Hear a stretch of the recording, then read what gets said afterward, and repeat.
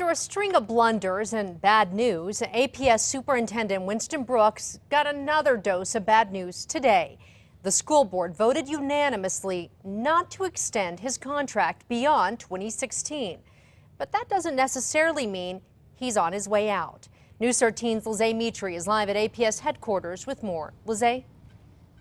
Jessica, from now on, the school board says Superintendent Brooks will be under strict supervision. If they see improvement, they can put his contract extension up for a vote again.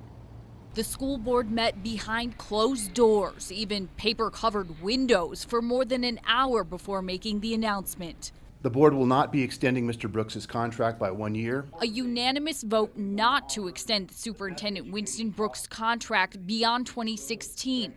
This following a 3-day suspension for sending inappropriate tweets about State Education Secretary designate Hannah Scandera. So obviously, you know, it wasn't the most ideal outcome for me.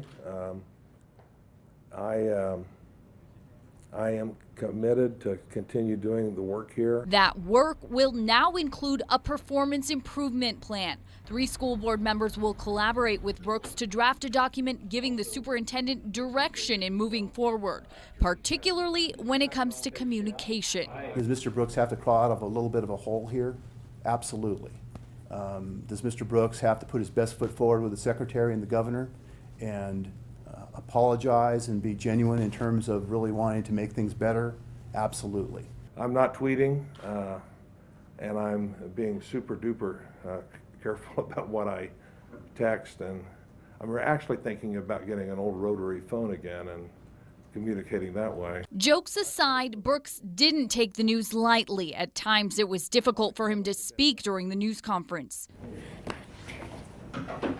Brooks says he's committed to making things work with APS. I got to improve. I'm a better person than what I've demonstrated the last 2 or 3 weeks. But I'm human. Some school board members should start working on that improvement plan. Once it's finished, it will go to the full board for a vote. Back to you. Okay, Lizzie, as far as when the school board could revisit a contract extension, the school board president says there's no set timeline.